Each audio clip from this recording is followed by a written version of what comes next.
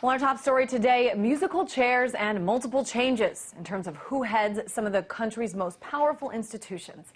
President Barack Obama is expected to announce some major changes this week. We've known for quite some time that Secretary of Defense Robert Gates will be leaving.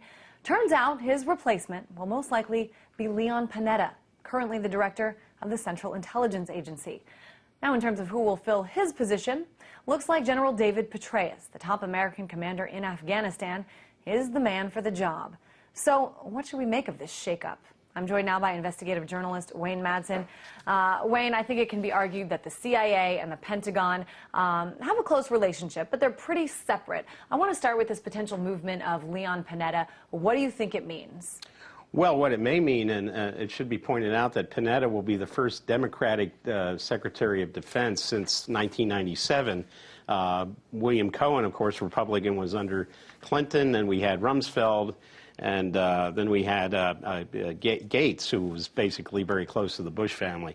What this may show is that Obama is trying to get the White House imprimatur stamped more heavily on the Pentagon, and how this could play out with policy. We know that Gates has been reluctant to commit U.S.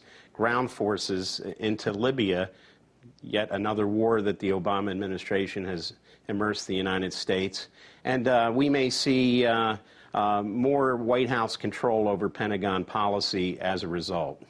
What about Petraeus? You know, on one hand, he's highly respected, highly esteemed for his work in Iraq and Afghanistan. And, you know, some criticize the CIA for some of the holes in the operation, sometimes disorganization, miscommunications. What do you think President Obama was thinking by putting General Petraeus in this role? Well, Petraeus is only highly thought of by people like John McCain and Joe Lieberman. He's the neocons guy. I mean, he's a war hawk. He was responsible for the surges in Iraq and Afghanistan. Some people would say that resulted in a lot more U.S. military deaths as well as civilian deaths. So what we have with Petraeus is yet another military person after Bush put General Michael Hayden over at the CIA after he was Deputy Director of National Intelligence and NSA Director.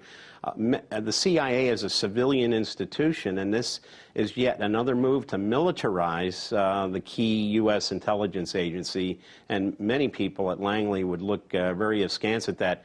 I would point out that... Why would the president want to militarize the civilian institution, though? Well, you know, it goes back to when Bush put Hayden over there. Hayden was actually walking around the CIA in his uniform, and it was Gates who actually told him, you know, you should really take off the uniform and retire from the Air Force. Now we'll have Petraeus at the CIA. I guess we'll have to see whether he's going to be walking around the halls of Langley in his Army general uniform. But I think this, again, is just another indication that Obama seems to be the third administration of George W. Bush in many respects, because he's carrying on almost the same policies on national security issues, foreign policy issues, and some other issues as did Bush.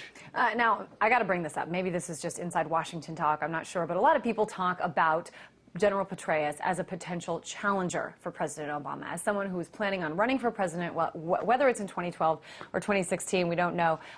Do you think there's any way that the president was trying to just keep him satisfied a little longer so he didn't have a challenge in him? I don't know. Of course, Petraeus, the support for him came from the neocons and the Republican Party. They really were pushing for a Petraeus presidential run. But I think, and I think it's also important to point out, Petraeus is not liked by many, many troops who served under him in Iraq and Afghanistan. As a matter of fact, his name is General Betray Us. Here's the other problem with him going to the CIA. Not only the militarization we saw under Hayden, but under Hayden's predecessor, Porter Goss, he brought in a lot of his cronies, and we had a lot of contract fraud at the CIA. After all, the executive director, Kyle Dusty Fago, went to prison. He's still serving a prison term for all kinds of financial fraud.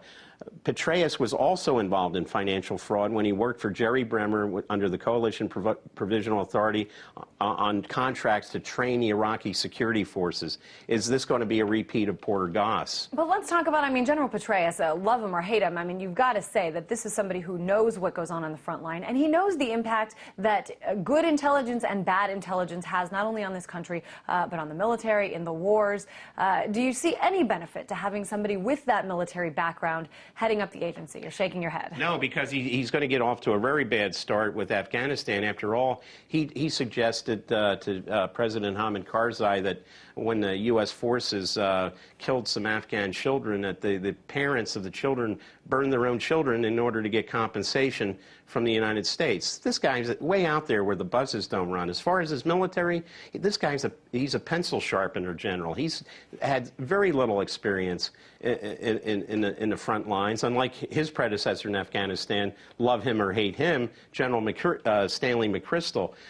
Who, by the way, is coming back to... He's coming back, too, as an advisor on military families. Real quick, I want to get to this last question, because it's not just Panetta and Petraeus we're talking about. The president's also expected to nominate Ryan Crocker as U.S. ambassador to Afghanistan to replace Carl Eikenberry. Also, Marine General John Allen to replace Petraeus as the commander in Afghanistan. I want to talk about Afghanistan right now. Certainly some big news out of there, some tragic news.